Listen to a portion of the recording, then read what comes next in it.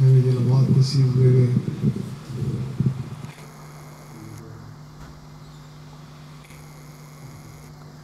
یقینی طور پہ جس موضوع پہ قبلہ مفتی صاحب خطاب فرما رہے تھے اور قبلہ صاحب بھی اکثر و بیشتر اس پہ بڑی خوبصورت گفتگو فرماتے ہیں، دوستوں کو اس طرح بلاتے ہیں. کئی مقامات پر میں نے دیکھا کہ وہ لوگوں سے وعدے بھی لیتے ہیں، اور اللہ کا کرم ہے، شکر احسان ہے کہ کئی جگہ پر جب اگلی دفعہ دورے پہ جاتے ہیں اندرون سندھ پنجاب وغیرہ کے علاقوں میں، تو لوگ الحمدللہ آ کر اس پر بہت خوشی کا اظہار کرتے ہیں کہ اس فلاں محفل میں قبلہ صاحب نے ہمارے سے وعدہ لیا، اور الحمدللہ ثم الحمدللہ ثم الحمدللہ اس کے بعد ہم پکے نمازی بن گئے. ابھی جو آخری حدیث مبارک بیان کی کہ آپ صلی اللہ علیہ وآلہ وسلم آپ کے اطفال فرمودات احکامات اللہ کریم کا فرمان بے شمار مرتبہ ہمارا رب ہمیں اس کا حکم دیتا ہے. اور یہ رسول اللہ صلی اللہ علیہ وآلہ وسلم آپ اپنے رب کے پاس جب گئے تو آپ میرے اور آپ کے لیے تحفہ لے کے آئے، یہ انعام لے کے آئے. یہ ہمیں آپ صلی اللہ علیہ وآلہ وسلم نے اپنے رب کے حضور سے واپسی پہ ہمیں تحفہ دیا، انعام دیا. یہ نماز جو ہے اور چیزوں کے ساتھ ساتھ، لیکن نماز قرب الہی کا سب سے اچھا ذریعہ ہے.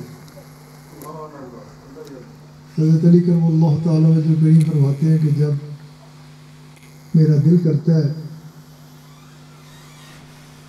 کہ میرا دل کرتا ہے کہ میں اپنے اللہ سے باتیں کروں، اپنے رب سے باتیں کروں، تو میں کیا کرتا ہوں؟ نماز پڑھنی شروع کر دیتا ہوں. اور فرماتے ہیں کہ جب میرا دل کرتا ہے کہ میرا رب مجھ سے باتیں کرے تو میں قرآن کریم کی تلاوت شروع کر دیتا ہوں.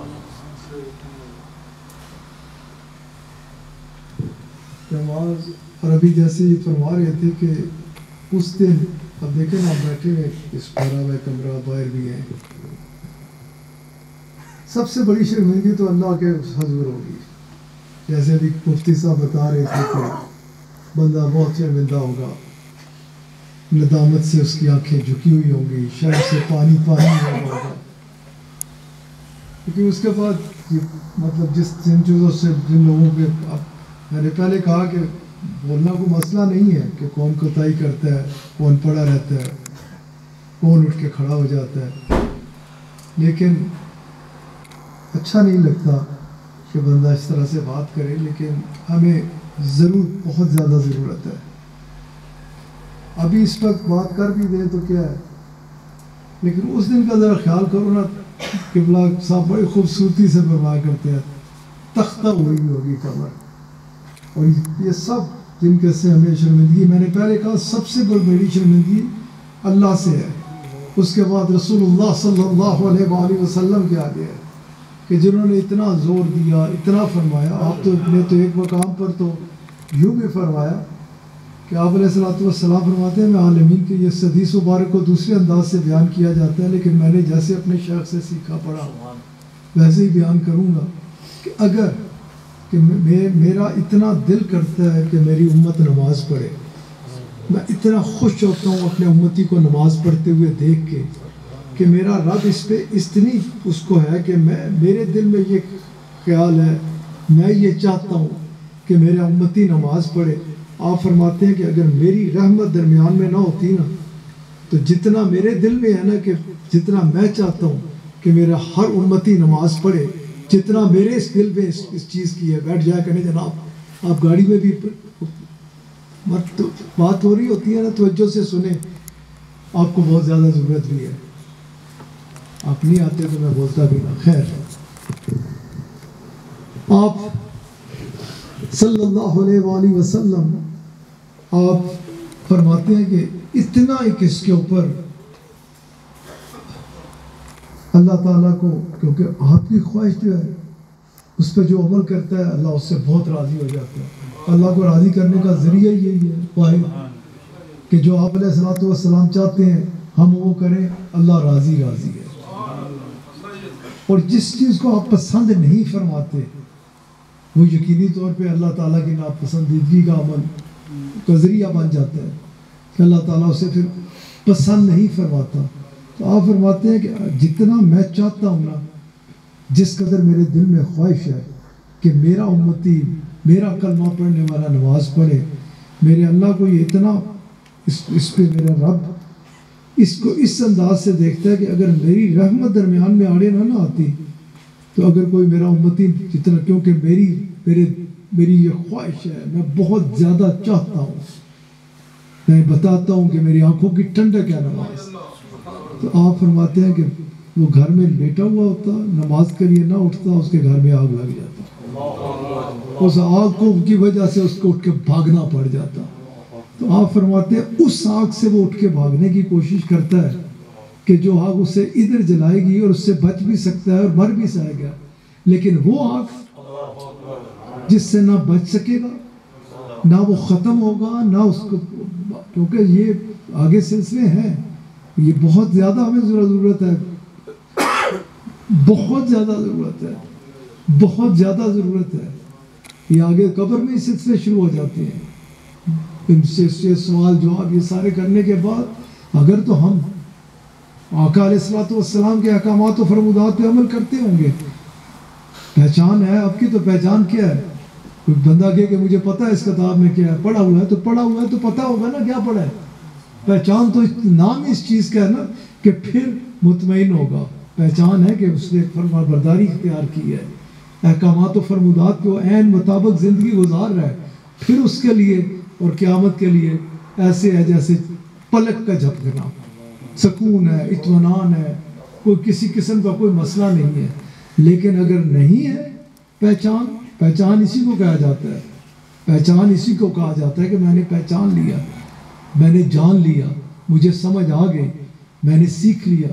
اس کو نہیں کہ ٹھیک ہے، مطلب اس کو پہچان نہیں کہا جائے گا. خیر، آپ علیہ السلام کو فرمودات احکامات کو سمجھنا چاہیے، کیونکہ قبر کا پھر جو عذاب ہے اللہ معاف کرے، اللہ رحم کرے. اللہ تعالیٰ اپنے حبیب علیہ السلام کے نالین پاک کے صدقے سے مجھے اور آپ کو اس سے بچا کے رکھے. یہ بڑے خوبصورت لمحات ہیں، اور خدا کی قسم ہے اس کی کہ جس کے قبضہ قدرت میں میری جان ہے. اگر آپ اس کو نماز کو باقاعدگی کے ساتھ ادا کرنا شروع کر دیں، پکے ہو جائے اس پہ پختہ، تو آپ کو اچھے سے اچھے مشروب، بہترین کھانے اور بہترین نرم گرم بستر سے زیادہ مزہ آتا ہے اس میں، کیونکہ یہ تحفہ ہے، یہ مشقت نہیں ہے، یہ انعام ہے، یہ اس کا کرم ہے، یہ اس کا فضل ہے، اس کا احسان ہے. جو اس میں لطف ہے، میں نے قسم اٹھائی ہے اپنے رب کی، کسی چیز میں ہے ہی نہیں. انسان کو اتنا ہی، کیونکہ دیکھیں نا، بات جیسے چھوٹا موٹا کوئی بڑا بات کرے تو ہم ہوتے ہیں نا. حضرت علی کرم اللہ تعالیٰ وجہ الکریم کا میں نے آپ احباب کے آگے کال رکھا، کیا فرماتے ہیں؟ جب میرا دل کرتا ہے کہ میرا دل کرتا ہے میں اپنے رب سے بات کروں تو میں نماز میں داخل ہو جاتا ہوں. اندازہ لگائیے نا، اللہ کے ساتھ ہم کلام اس کے ساتھ گفتگو کرتا ہوں. اور جب یہ دل کرتا ہے کہ وہ مجھ سے بات کرے تو میں قرآن کریم کو تلاوت کرتا ہوں. ان چیزوں کو سمجھیں. مجھے یاد ہے بڑی نرمی ہے، آسانی ہے طریقت کے معاملات میں. بابا جی صاحب رحمۃ اللہ علیہ، میں نے اپنے شاعر سے سنا کہ اگر کوئی سنگ ساتھی، اس وقت بڑے سادے سیدھے، آپ کی محبت کو تو میں سلام کرتا ہوں. قبلہ صاحب بھی جیسے رات کو بھی فرما رہے تھے، قرب قیامت ہے، فتنے دنیا کی محبت بڑھتی چلی جانی ہے. آپ لوگ سب نکلے ہوئے اللہ کی راہ میں. اسی لیے تو درد ہے نا, اسی لیے قبلہ صاحب بھی بات کرتے ہیں, اسی لیے درد ہے. تو اولاد سے محبت ہوتی ہے تو باپ کہتا ہے نا, سمجھاتا ہے کہ بیٹا یہ ٹھیک ہے, یہ تمہارے لیے بہت اچھا ہے, خدا کے لیے اسے پکڑو, اس پہ عمل کرو, کیونکہ وہ چاہتا ہے کہ میرا بیٹا جو ہے اسے تکلیف نہ ہو, یہ تکالیف سے بچے, یہ اچھے سے اچھے اس پہ. جب آپ سب کچھ چھوڑ کے نکلے تو آپ کے لیے بہت ضروری ہے کہ ہر وقت آپ کے ساتھ خود احتسابی سے بہتر, یاد رکھیے گا, کوئی عمل نہیں ہے. جس نے خود احتسابی کو اپنا لیا وہ فلاح پا گیا.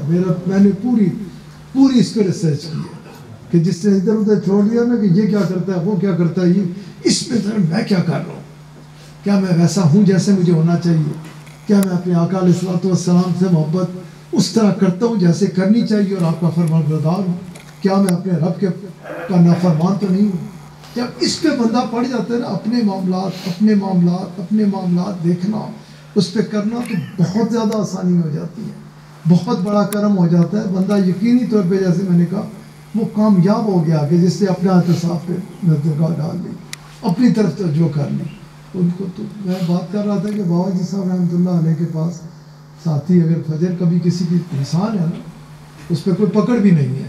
آپ علیہ الصلوۃ والسلام نے واضح طور پہ فرمایا کہ کبھی ایسا ہو جائے تو پڑھ لے, میرا رب تیرے پہ پکڑ نہیں کرے گا, تیری قضا نہیں ادا ہوگی, لیکن معمول نہیں بنانا, ڈیٹ بن کے نہیں پڑھنا. ڈیٹ بن کے پڑھنے والے کے لیے یہ بات یہ نہیں ہے. یہ صرف اور صرف اس کے لیے کہ جو کبھی کسی صورت میں ایسے ہی پڑا رہا, نہ اٹھ سکا, ایسی نیند غالب آ گئی, پتہ ہی نہیں چلا, اٹھا پریشان ہو گیا, اوہو یہ میرے سے کیا ہو گیا, میرے سے بہت بڑا گناہ ہو گیا, بہت بڑا جرم ہو گیا. اسی وقت سیدھا کوئی کام نہ کرے, چلا جائے, وضو کرے, میں پھر دہراؤں گا, خدا کے لیے مجھے بھی گناہ گار نہ کریے گا, میری بات کو غلط رنگ دے کہ انسان ہے کبھی کیسا ایسا ہو جائے کسی وقت کسی سلسلے میں. تو اس کے لیے وہ جب اس نے ایک دم گیا جس نے معمول نہیں بنایا ہوا تھا, جو ڈیٹ بن کے نہیں پڑا رہتا, آرام کی خاطر, کبھی ایسا ہو گیا تو اس کے لیے ایسا ہے کہ آپ نے فرمایا کہ اس کے, میں بابا جی صاحب کی بات کر رہا تھا کہ آپ کے پاس کوئی آتا, بتائیں آپ کیا فرماتے تھے, آپ فرماتے ہیں ٹھیک ہے تیری ہوگی بیٹا, لیکن آپ تو اس طرح کر, 2 روزے رکھ لے, 3 روزے رکھ لے, 4 روزے رکھ لے, 5 روزے رکھ لے. ڈاڈا جتنا بڑا خلیفہ ہوتا سی نا, اتنی تعداد روزیاں بھی اس سے بتا دیں گے سنا, تاکہ تیرے نفس کو آگے سے اس کے لیے وہ اپنے نفس کو سنوار کے دیکھ میرے سے نواز لے گی. عالم ساری رحمۃ اللہ علیہ کا ایک بڑا خوبصورت واقعہ میں اکثر بیان کرتا ہوں کہ شیخو پورہ کے علاقے میں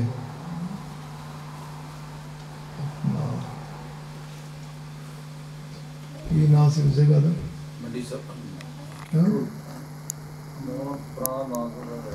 کیڑا ٹولکاڑا صدر آباد میں.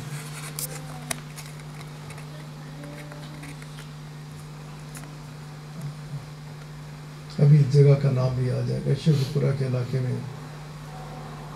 تو ادھر آپ دورے پہ تشریف لے گئے تھے, تو محفل ہوئی. اس طرح سے شیخ جو ہوتا ہے نا مرید کو اس طرح سے چاہتا ہے کہ وہ نماز کی پابندی کی طرف اس طرح بلاتے ہیں. محفل ہوئی, میں ادھر گیا, کھانے پہ بیٹھے ہوا تھا ادھر, تو بزرگ کہنے لگے کہ مجھے انہوں نے یہ واقعہ سنایا کہ میرے گھر میں محفل کے بعد کھانا تھا, قبلہ عالم ثانی رحمۃ اللہ علیہ تشریف لائے. جب آپ کہ میں ہاتھ دھلا رہا تھا تو میں نے کہا کہ حضرت دعا کرو. بزرگ صاحب سے وہ اپنی جوانی کی بات کر رہے تھے کہ میری بیوی جو ہے نا, اسے جب سے پتہ چلا کہ آپ آ رہے ہیں, اس نے بہت شدت سے اسے انتظار تھا. سارا گھر صاف کیا ہے, نئی چیزیں لگائی ہیں, 2 دن سے لگی ہوئی تھی کھانے کے کس طرح پتہ کر رہی تھی کہ آپ کو کیا پسند ہے. بڑا اس نے بڑی محبت سے آپ کے لیے کھانا بنایا ہے. اس کے لیے دعا کرے کہ یہ نماز نہیں پڑھتی, نمازی ہو جائے. وہ جو بزرگ ہیں وہ کہنے لگے کہ جب میری زبان سے یہ نکلا تو قبلہ عالم ثانی رحمۃ اللہ علیہ ہاتھ دھو رہے تھے، آپ پیچھے ہو کے گاؤ تکیے کے ساتھ بیٹھ گیا، میں کھانا اٹھا لوں، میں کھانا نہیں کھاؤں گا کہ جو میرے رب کا فرما بردار نہیں، اس کی میرے ساتھ محبت کیسی؟ جو میرے آقا علیہ الصلوۃ والسلام کے فرمودات پہ عمل نہیں کرتی تو میرے ساتھ اس کی محبت کیسی؟ بابا جی کیا فرماتے ہیں وہ بزرگ اس وقت، میرے تو پسینے چھٹ گئے کہ میں نے یہ کیا میں نے جا کے اپنی بیگم کو کہا کہ میرے سے غلطی ہوگی، میں نے بول دیا، لیکن اب وہ تشریف لے جا رہے ہیں، کھانا نہیں کھا رہے، فرما رہے ہیں کہ وہ جو میرے رب کی فرما بردار نہیں ہے اس کے ہاتھ کا کھانا میں کیوں کھاؤں؟ کہتے ہیں کہ میری بیوی بھاگی آ کے ہاتھ باندھ کے کھڑی ہو گئی کہ حضرت اب تک تو جو ہوا اس کی معافی چاہتی ہوں، واقعی میں نہیں پڑھتی تھی، آج آپ کھانا کھا لیں، میں آپ کے ساتھ وعدہ کرتی ہوں آج کے بعد میں کوئی نماز نہیں چھوڑوں گا۔ بزرگ رو رہے تھے اور کہہ رہے تھے کہ میری بیگم اس کے بعد تہجد پڑھا کرتی تھی، ایک نماز اس سے کبھی نہیں جاتی تھی، باقاعدگی اس کے ساتھ پوری پکی نمازی ہو گئی تھی۔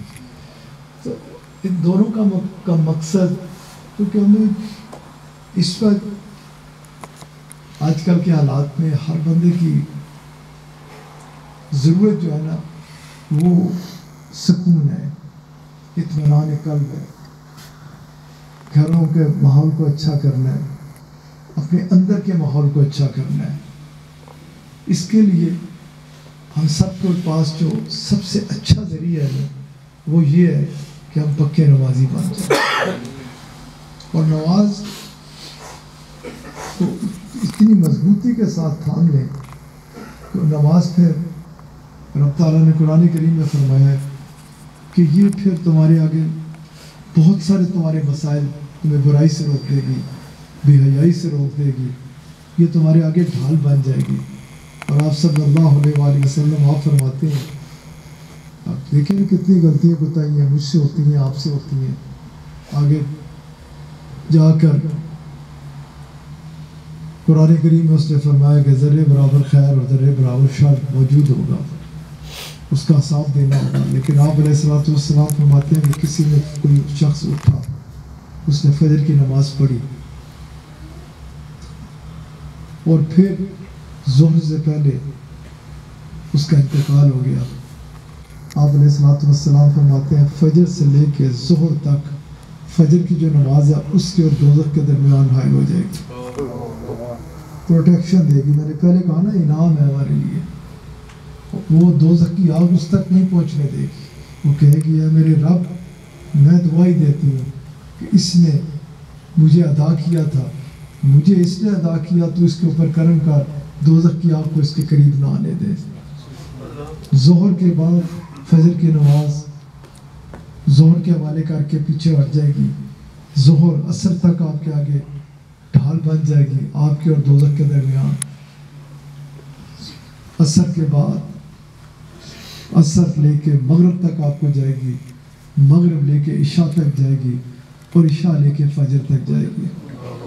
ہمارا تو اتنا خوبصورت دین ہے، رسول اللہ صلی اللہ علیہ وآلہ وسلم آپ علیہ الصلوۃ والسلام فرماتے ہیں کہ تو عشاء کی نماز وقت پہ ادا کر۔ پھر بہت اچھا ہے کہ جو تہجد کے لیے اٹھتے ہیں، کوشش کریں، کیونکہ اس رستے میں تہجد بہت کام آنے والی چیز ہے، اس سے انسان بہت کچھ حاصل کرتا ہے۔ لیکن میں عشاء کی فضیلت آپ کو بتا رہا ہوں کہ آپ علیہ الصلوۃ والسلام فرماتے ہیں کہ جس سے عشاء پڑھی پھر سو گیا، پھر فجر پہ اٹھا، فجر کی نماز کے لیے اٹھ گیا، چھوڑ دیا بستر کو، آپ علیہ الصلوۃ والسلام فرماتے ہیں ایک تو میرا رب اس کا نام جو فجر کی خالصتاً فجر کی نماز کی نیت کی خاطر بستر کو چھوڑ دے گا، باہر نکل کے کھڑا ہو جائے گا، کیونکہ شیطان پیچھے پڑا ہوا ہے بڑی اچھی لوری دیتا ہے فجر علی، چھوڑ پیار ہے، کریم ہے، پڑھ لواں گے نا خدا ہو ہی جاتی ہے نا، یہی کہتا ہے، اور اسی بڑے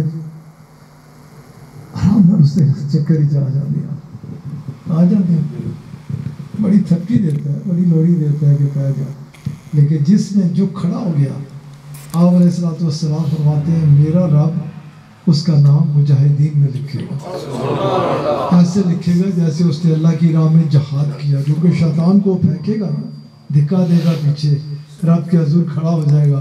آپ فرماتے ہیں کہ گو کہ اس کے اوپر فرض ہے, اسے اٹھنا چاہیے, لیکن وہ اتنا کریم ہے, اتنا مہربان ہے کہ وہ اس کو اس طرح رکھے گا شاپال صاحب کہ جس طرح وہ اللہ دی راہ جہاد تے نکل گیا, جہاد کیا اس نے اللہ کی راہ میں. اور جہاد کا آپ کو سب کو پتہ ہی ہے کہ جہاد کتنا بہترین عمل ہے. یہ پٹھا سیدھا نہیں جنہ دے پار علاج کا دہشت گرد.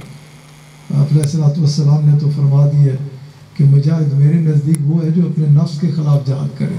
بڑا جہاد نفس کے خلاف جہاد ہے.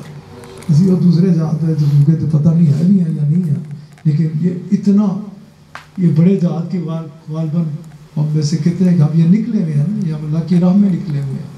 اس میں ہمیں اسی مضبوطی کے ساتھ کھڑا ہونا چاہیے, مضبوطی کے ساتھ کہ ہم اپنے رب کی راہ میں نکلے ہوئے ہیں. اور نفس کے خلاف جہاد میں آپ علیہ الصلوۃ والسلام نے جیسے دوسری حدیث مبارک میں فرمایا کہ بڑا جہاد ہے تو یہ نفس, کیونکہ اس وقت بندے کو تھپکی دیتا ہے, پہ جا نہ اٹھ, کوئی فرق نہیں پیدا, پڑھ لیں اٹھ کے پڑھ ایسا. تو اس سے آج اس محفل میں جیسے قبلہ صاحب فرماتے ہوتے ہیں نا, وعدہ تو کم از کم بندہ اپنے آپ سے عہد تو کرے نا کہ آج تو بات میں نہیں, میرے سے وعدہ نہیں کرنا, آپس میں ہم نے ایک دوسرے سے نہیں, اس کے ساتھ, اور اس کے ساتھ وعدے کرو تو سچے پکے کرو, کیونکہ اس کے ساتھ جھوٹا وعدے جو ہے نا وہ بندے کی خوار کر دیں, ذلیل کر دیں, رسوا کر دیں, اس کو کچھ نہیں جاتا, بندہ اپنا خسارہ کر دے. وعدہ کہ فجر نہیں قضا کروں گا, میں پوچھا گا سیدہ کی جی الحمدللہ ثم الحمدللہ, بہت بڑا میرے کریڈٹ پہ جاتا ہے کیونکہ ہم اسی پہ جاتے ہیں, اسی حوالے سے بات کرتے ہیں کہ ہم مطلب یہ میں نے آپ کو وہ نہیں کیا, میں نے تو آپ سے کے ساتھ بڑی نیکی کی ہے. میرا کام ہی یہی ہے کہ میں سب کے ساتھ نیکی کروں, راہ ہدایت دکھاؤں, سیدھے راستے کے جانب بلاؤں کہ یہ بندہ اس طرف چل رہا ہے یا نہیں چل رہا, جدھر چلنا چاہیے, کیونکہ میں آپ کا فائدہ چاہتا ہوں. میں کسی بچے کو نہیں چاہتا کہ وہ نقصان اٹھائے, میں سب کے لیے یہ چاہتا ہوں کہ آپ بہت فائدے اٹھائیں. آپ جیسا نفع کا سودے کرنے والا کوئی ہو ہی نہ, آپ جیسی پرواز کسی کی ہو ہی نہ, آپ جیسا خوش کوئی ہو ہی نہ, آپ جیسا اللہ اور اس کے رسول صلی اللہ علیہ وسلم کی خوشنودی حاصل کرنے والا کوئی ہو ہی نہ. اسی حوالے سے دن رات صبح شام دوپہر ہر وقت آپ کے ساتھ لگا رہتا ہوں کہ اس چیز کو سمجھے اور عمل کرے. میری اس بات پہ اگر کسی کے دل میں یہ خیال پیدا ہو رہا ہے کہ ذوالفقار کو میں نے خراب کر دیا اور اس کو نہیں کیا, ایسا بات نہیں ہے, قطعی نہیں ہے. کسی کی طرف نشان ہاتھ اٹھا کے کہہ دینا, یہ تو مجھے اگر کوئی کہے کہ نقیب تو سدھر جا, میں اللہ کا شکر ادا کروں گا کہ میرے پاس کوئی ناصح موجود ہے. نصیحت کرنے والا جس کے پاس ہو اس کو اپنے رب کا شکر ادا کیا کرے کہ اس کے پاس کوئی وہ خیر. یہ میں بات کر رہا تھا کہ آپ علیہ الصلوۃ والسلام آپ فرماتے ہیں کہ جس نے یہ کام کیا, یہ عمل کیا کہ فجر کے لیے اٹھ کے کھڑا ہو گیا, آپ علیہ الصلوۃ والسلام فرماتے ہیں میرا رب فرشتوں کو حکم فرماتا ہے کہ خبردار اس کی رات اس طرح نہ لکھنا کہ غفلت میں پڑا رہا, ساری رات سوتا رہا, بلکہ اس کی رات اس طرح لکھو کہ جیسے ساری رات کھڑے ہو کر میری عبادت کرتا ہے. تو میرے پیارے دوستو, یہ بڑے انعام ہیں, یہ بڑے احسان ہیں, یہ بہت بڑا کرم ہے اس کا کہ اس نے ہمیں اتنے بڑے انعاموں سے نواز رکھا ہے, کرم سے نواز رکھا ہے. ہم اس کے حضور حاضری لگاتے ہیں, دن میں 5 دفعہ اس نے ہمیں اجازت دی ہے کہ اس کے پاس چلے جائیں, اس سے باتیں کریں, اس سے گفتگو کریں, اس کے آگے التجائیں کریں, اس کے حضور پیش ہو جائیں. تو اس میں غیر حاضری نہ لگایا کریں, کوشش کریں کہ وقت پہ حاضری لگائیں, کیونکہ نمازوں کے اوقات ہیں, ان کے اندر کوشش کریں کہ اپنے رب کے حضور پیش ہوں. یہ بہت بڑا انعام ہے, بہت بڑا کرم ہے, بہت بڑا احسان ہے.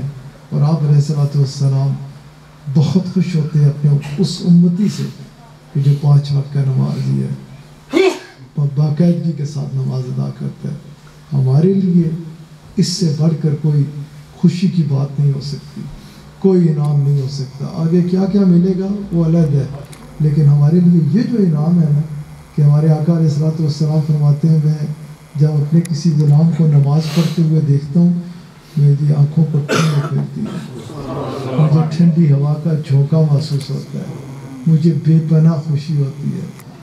اللہ تعالیٰ اپنے کرم کے ساتھ اپنے فضل اور اپنے حبیب علیہ الصلوۃ والسلام کے نالین پاک کے صدقے سے میری اور آپ کی کمیوں کو خامیوں کو دور فرمائے۔ اللہ کریم اپنے حبیب علیہ الصلوۃ والسلام کے صدقے سے مجھے اور آپ کو پکا سچا ایسا امتی بنا کے رکھے کہ ہم باوقت باقاعدگی کے ساتھ 5 وقت کے نمازی بن جائیں۔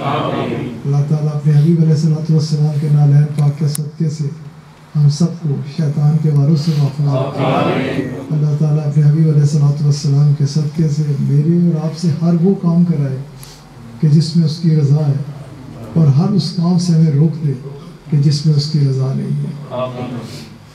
اللہ تعالیٰ اپنے فضل اور اپنے کرم سے ہماری گزشتہ تمام خطاؤں کو معاف فرمائے اور آگے کے لیے ہمیں پکا سچا مومن بننے کی توفیق عطا فرمائے۔ سب احباب اپنے دل کی طرف توجہ ہو کے اپنے رب کا ذکر کیجیے۔ اللہ